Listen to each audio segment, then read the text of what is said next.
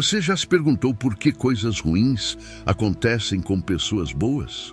Hoje vamos mergulhar em uma das histórias mais intrigantes e profundas da humanidade, a saga de Jó. Imagine perder tudo o que você ama e ainda manter a fé. Este não é apenas um relato antigo, é uma jornada emocionante que desafia nossas crenças mais profundas. Descubra os mistérios de Jó, um homem que enfrentou o inimaginável e ainda assim permaneceu firme. Fique conosco e veja como essa história milenar ainda ressoa poderosamente em nossas vidas hoje. Nesta história bíblica do livro de Jó, encontramos um homem rico chamado Jó, que vivia numa região conhecida como Uz. Ele tinha uma grande família e possuía rebanhos imensos. Jó era uma pessoa íntegra e justa, sempre empenhado em viver uma vida moral, e tinha uma relação muito disciplinada com Deus. Na terra de Uz, vivia um homem cujo nome era Jó. Este homem era irrepreensível e honesto, temia a Deus e evitava o mal. Ele tinha 7 filhos e 3 filhas, possuía 7.000 ovelhas, 3.000 camelos, 500 jugos de bois, 500 jumentos e uma grande quantidade de servos. Era considerado o maior entre todos os povos do Oriente. Os filhos de Jó costumavam realizar festas em suas casas, em seus aniversários, e convidavam suas 3 irmãs para comer e beber com eles. Após um período de celebrações, Jó organizava um ritual de purificação para eles. Bem cedo pela manhã, ele oferecia um sacrifício queimado por cada um, pensando: talvez meus filhos tenham pecado e amaldiçoado Deus em seus corações. Essa era a prática constante de Jó, conforme descrito no primeiro capítulo, versículos de 1 a 5. Deus destacou as virtudes de Jó para Satanás. No entanto, Satanás argumentou que Jó era justo apenas porque Deus o favorecia abundantemente. Certo dia, os anjos vieram se apresentar perante o Senhor, e Satanás também estava entre eles. O Senhor perguntou a Satanás: de onde você vem? Satanás respondeu ao Senhor andando por toda a terra, indo e vindo por ela. Então, o Senhor disse a Satanás: você reparou no meu servo Jó? Não há ninguém na terra como ele, um homem íntegro e correto, que teme a Deus e evita o mal. Será que Jó teme a Deus sem motivo? Replicou Satanás. Você não colocou uma proteção ao redor dele, de sua casa e de tudo o que ele possui? Você abençoou tudo o que ele faz, e seus rebanhos e manadas se espalharam pela terra. Esses diálogos entre Deus e Satanás são narrados no livro de Jó, capítulo 1, versículos de 6 a 10. Satanás desafiou Deus, dizendo que se fosse permitido infligir sofrimento a Jó, ele mudaria e amaldiçoaria a Deus. Deus permitiu que Satanás atormentasse Jó para testar essa ousada afirmação, mas proibiu que tirasse a vida de Jó. Mas estenda a sua mão e ataque tudo o que ele possui, e com certeza ele o amaldiçoará na sua cara, disse o Senhor a Satanás. Muito bem, então, tudo o que ele possui está em seu poder, mas não ponha a mão sobre o próprio homem. Então, Satanás saiu da presença do Senhor. Estes eventos são descritos no livro de Jó, capítulo 1, versículos 11 e 12. Jó recebeu 4 notícias num único dia, informando que suas ovelhas, servos e 10 filhos haviam morrido, vítimas de invasores ladrões ou desastres naturais. Num dia, enquanto os filhos e filhas de Jó estavam festejando e bebendo vinho na casa do irmão mais velho, um mensageiro chegou até Jó e disse: os bois estavam arando e os jumentos pastando por perto, quando os sabeus atacaram e os levaram. Eles mataram os servos à espada, e eu fui o único que escapou para contar a você. Enquanto ele ainda falava, outro mensageiro chegou e disse: o fogo de Deus caiu dos céus e queimou as ovelhas e os servos, e eu fui o único que escapou para contar a você. Enquanto este ainda falava, chegou mais um mensageiro. Os caldeus formaram 3 grupos de ataque e deram um ataque surpresa aos seus camelos, levando-os embora.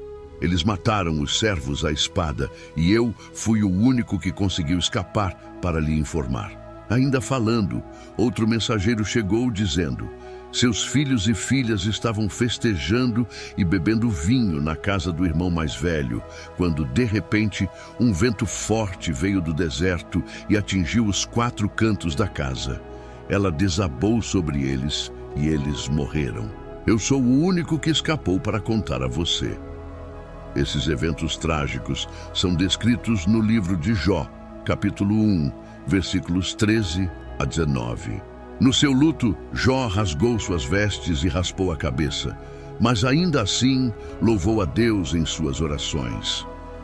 Então Jó se levantou, rasgou seu manto, rapou sua cabeça e, prostrado ao chão, adorou, dizendo: nu saí do ventre da minha mãe e nu partirei. O Senhor deu e o Senhor tirou. Bendito seja o nome do Senhor. Em tudo isso, Jó não pecou, nem atribuiu a Deus qualquer falta. Essa resposta de Jó está no livro de Jó, capítulo 1, versículos 20 a 22. Satanás aparece no céu novamente, e Deus lhe dá outra oportunidade para testar Jó. Desta vez, Jó sofre de terríveis feridas na pele. A esposa de Jó tenta persuadi-lo a amaldiçoar Deus e desistir da vida, mas ele resiste e tenta suportar seus sofrimentos. 2 tramas são habilmente entrelaçadas, uma celestial e outra terrena. Os acontecimentos na terra são o resultado de algo que já ocorreu no céu, assim como a guerra na terra imediatamente após um conflito no céu, como no livro do Apocalipse. Elifaz, Bildade e Zofar, 3 amigos de Jó, chegam para consolá-lo, sentando-se com ele em silêncio por 7 dias em respeito ao seu luto. Jó fala no 7º dia, iniciando um diálogo no qual cada um dos 4 homens oferece descrições poéticas de seus problemas. Jó amaldiçoa o dia do seu nascimento, comparando a vida e a morte com a luz e a escuridão. Ele deseja nunca ter nascido e que seu nascimento tivesse sido encoberto pelas trevas, sentindo que a vida apenas aumenta sua agonia. Elifaz responde que Jó, que anteriormente consolava outros, agora admite que nunca foi realmente consciente do sofrimento deles. Elifaz conclui que a dor de Jó deve ser devido a algum pecado que ele cometeu e recomenda que Jó busque o favor de Deus. Bildade e Zofar concordam que Jó deve ter cometido algum mal para provocar a justiça de Deus e argumentam que ele deveria tentar demonstrar um comportamento mais inocente. Bildade supõe que os filhos de Jó trouxeram a morte sobre si mesmos. Pior ainda, Zofar insinua que qualquer erro que Jó tenha cometido mereceria muito mais dor do que a que ele recebeu. Jó reage a cada um desses comentários, ficando tão irritado que chama seus simpatizantes, Jó chama seus amigos, de médicos inúteis que mascaram sua ajuda com mentiras, como descrito no livro de Jó, capítulo 13, versículos de 1 a 4. Meus ouvidos ouviram e entenderam isso. O que vocês sabem, eu também sei. Não sou inferior a vocês. Mas eu desejo falar com o Todo-Poderoso e discutir o meu caso com Deus. No entanto, vocês me difamam com mentiras. São todos médicos inúteis. Jó questiona por que Deus julga as pessoas com base em suas ações, quando ele poderia facilmente corrigir ou perdoar esses atos. Jó fica perplexo sobre como um ser humano pode satisfazer completamente a justiça de Deus, dado que os caminhos de Deus são misteriosos e além da compreensão humana. Além disso, os humanos não podem convencer Deus com suas palavras.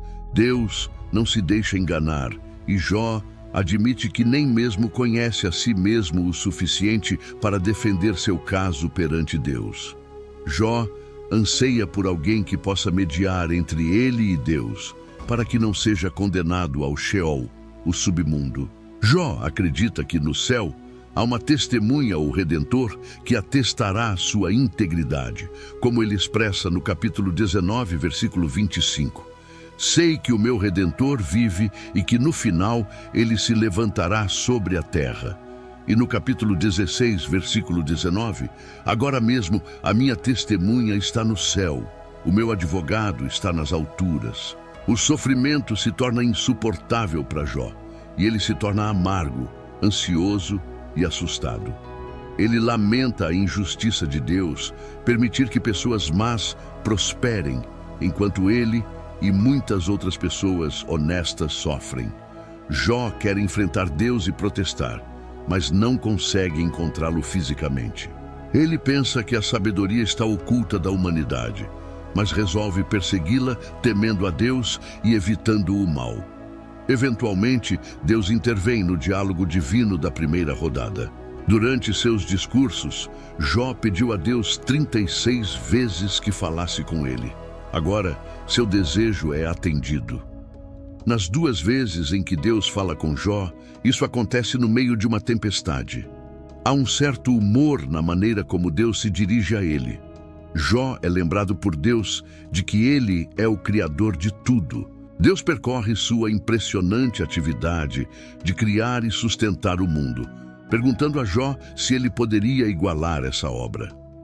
Ele termina perguntando se Jó está em posição de julgar, dizendo que é impertinente para Jó acreditar que Deus deveria se explicar a ele. Jó é feito sentir-se muito pequeno. Eventualmente, Jó responde: sou indigno. Como posso responder-lhe? Coloco minha mão sobre a boca, falei uma vez, mas não tenho resposta, 2 vezes, mas não direi mais nada.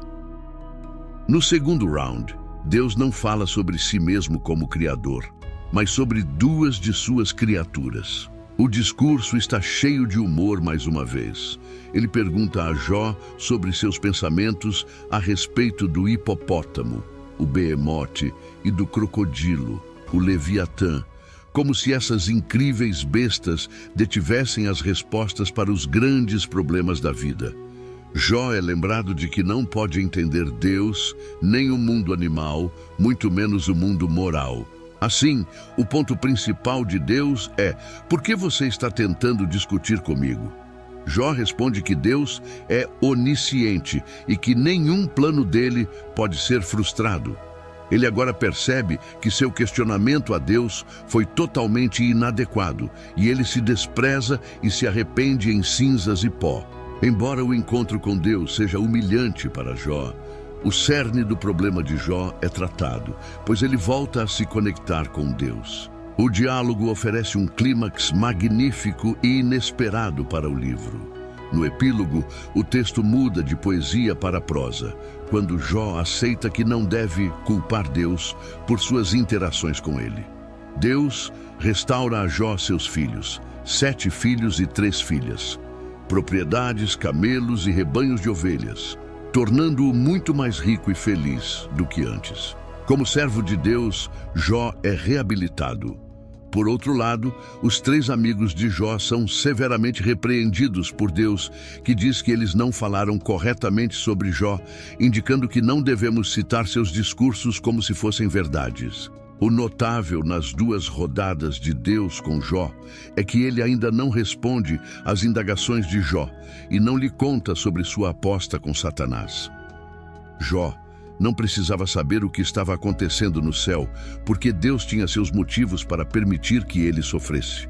Devemos ter em mente uma diferença aguda entre a compreensão judaica deste livro e a cristã. O judeu dos tempos do Antigo Testamento não podia ver os problemas da vida temporal à luz da eternidade. Ele sentia que a justiça de Deus deveria ser vista nesta vida, já que tanto pessoas boas quanto más iam para o mesmo destino, o Sheol, lugar de existência sombria onde os espíritos partidos dormiam. Os cristãos, por outro lado, têm um ponto de vista completamente diferente sobre o sofrimento atual. Eles veem a maior visão do céu à luz da obra de Cristo. O sofrimento neste mundo empalidece em comparação com a vida que nos espera no céu. Consequentemente, há apenas insinuações de vida após a morte ao longo do livro de Jó. Em um momento, Jó declara que encontrará Deus após sua morte. Mas este não é um tema recorrente no livro, e ele não tem ideia de como isso acontecerá. O livro de Jó tem duas tramas principais, a trama divina e a terrena. O livro começa com a trama celestial, a reunião de Deus no céu com Satanás. Satanás era um anjo cuja função era relatar pecados. Ele era o advogado de acusação de Deus, que viajava pela terra para relatar a Deus como eram os seres humanos. No tempo de Jó, Satanás havia se tornado tão cínico que não acreditava que alguém pudesse amar a Deus pelo próprio Deus. Ele acreditava que as pessoas só amavam a Deus pelo que ele podia lhes proporcionar. Assim, ocorre um debate entre Deus e Satanás, com Satanás argumentando exatamente isso. Deus pergunta a Satanás se ele encontrou Jó em suas viagens pela terra. Jó me ama, porque ele me ama, não por qualquer bênção que recebeu, afirma Deus. A resposta de Satanás é cínica, argumentando que se Deus tirasse as bênçãos de Jó, ele blasfemaria contra Deus, assim como qualquer outro. Como resultado, ocorre a aposta divina. A tensão é essencial em qualquer drama excelente. Jó desconhece a aposta divina, enquanto o leitor está a par. O teste seria inútil se ele soubesse. Esse encontro nos ensina verdades valiosas sobre Satanás. Primeiramente, sugere que ele não pode estar em dois lugares ao mesmo tempo, não sendo dotado da onipresença de Deus. A trama humana, o debate entre Jó e seus companheiros, ocupa a maior parte do livro. Por que Jó está sofrendo mais do que outras pessoas? É a questão central abordada. Existem dois pontos de vista. A. Os amigos estão certos de que o sofrimento de Jó é devido ao seu pecado. B. Jó tem certeza de que não está pecando e protesta sua inocência. A troca é cheia de suspense, pois o leitor sabe que Jó está correto. A estrutura de duas tramas do livro nos lembra que ninguém conhece o quadro completo quando se trata de entender por que as pessoas sofrem. Deve ser muito difícil se defender quando se está em tanta miséria. Além da busca por explicações, todos são confrontados com uma pergunta maior. Posso continuar a acreditar em um Deus bom quando tudo parece estar dando errado? O livro de Jó oferece uma resposta a essa pergunta. Qual foi a maior dor de Jó? Isso esclarece a importância deste tópico. Foi uma confrontação física. Ele estava coberto de feridas da cabeça aos pés, cansado, exausto e em dor excruciante. Socialmente, devido à sua aparência física e ao fato de que a comunidade local estava ciente de sua recente tragédia, ele se tornou um pária social. As pessoas andavam do outro lado da rua, em vez de conversar com ele, enquanto ele se sentava na pilha de cinzas na extremidade da aldeia. Até os adolescentes riam dele. Mentalmente, ele enfrentou a dor mental de não saber por que essas coisas angustiantes estavam acontecendo com ele, especialmente porque parecia não haver nada em seu passado que apontasse para isso. Espiritualmente, sua angústia espiritual era muito pior do que qualquer outra, pois ele se sentia afastado de Deus. Jó clamou, implorando a Deus para localizá-lo, falar com ele e até mesmo discutir com ele. Essa foi a verdadeira dor mais excruciante. O sofrimento é muito mais agonizante se acreditarmos que Deus está distante e desinteressado. No entanto, quando Jó finalmente conseguiu falar com Deus, as coisas não aconteceram como planejado. Para os cristãos, o livro de Jó pode ser visto no contexto do Novo Testamento. 1. Deus permitiu que Satanás provocasse a morte de Jesus na cruz, com o próprio filho perguntando, "Meu Deus, por quê?" Assim como com Jó, Deus não explicou por quê. Isso sugere que até o Filho de Deus perdeu o contato com o propósito de seu sofrimento sob a intensidade do tormento da crucificação. 2. O cristão entende que a vida continua além da morte. Os problemas do sofrimento não precisam ser resolvidos nesta vida. É interessante notar que na versão grega do livro de Jó, um versículo adicional foi acrescentado, afirmando que ele, Jó, ressuscitará com aqueles que o Senhor ressuscitar. 3. Essa esperança de ressurreição nos lembra que haverá uma reivindicação final de Jó. Os cristãos acreditam que Jesus retornará para julgar os vivos e os mortos no final dos tempos. Um dia haverá uma cena de tribunal em que Jesus se sentará como juiz, e todas as pessoas más e piedosas que já viveram estarão diante de seu trono para serem julgadas de acordo com suas ações no corpo. Então, tudo pelo que Jó ansiou está prestes a se tornar realidade. A justiça de Deus será aplicada a toda a raça humana em uma reivindicação pública de justiça. Acabamos de explorar as profundezas da história de Jó, uma jornada de fé, sofrimento e redenção que toca a alma e desafia nossa compreensão. Se você se sentiu inspirado, intrigado ou até mesmo questionando, saiba que há muito mais a descobrir. Cada história que compartilhamos aqui é uma nova oportunidade de olhar para dentro de nós mesmos e para o mundo ao nosso redor. Não perca nenhum momento dessas explorações fascinantes. Inscreva-se agora. Dê um like se você se conectou com a história de hoje e compartilhe nos comentários como ela impactou você. E não se esqueça de compartilhar este vídeo com alguém que, como você, ama desvendar os mistérios da vida e da fé. Juntos, vamos continuar essa jornada de descoberta e inspiração. Obrigado por assistir e até a próxima. E enquanto fechamos mais um capítulo juntos, eu sei que algumas questões podem ainda ecoar em sua mente. Você pode estar se perguntando como pode navegar pelas complexidades da vida espiritual e desbloquear um caminho de abundância e bênçãos. A jornada é desafiadora, mas você não precisa caminhar sozinho. Nos comentários, você encontrará uma chave poderosa para essa porta que muitos buscam abrir. O e-book Descubra a Prosperidade com Deus, o guia definitivo para superar desafios espirituais e viver uma vida abundante. Este não é apenas um livro, é o fruto de anos de pesquisa, vivências e revelações profundas que agora estão ao seu alcance. Imagine superar as barreiras que impedem o seu crescimento espiritual e financeiro. Pense no conforto e na segurança de viver uma vida alinhada com as promessas de prosperidade que foram destinadas a você. Esse e-book é mais do que letras em uma página. É um mapa para o tesouro que você merece. Faça parte dos muitos que já estão trilhando um caminho iluminado pela fé e pelo conhecimento. O poder de transformar sua vida está a apenas um clique. Confira agora mesmo nos comentários e inicie sua jornada para uma vida de plenitude e prosperidade. Lembre-se, a prosperidade com Deus não é apenas um sonho distante, é uma promessa à espera de ser cumprida. E com este guia, você está um passo mais perto de torná-la realidade. A sua história de sucesso começa hoje.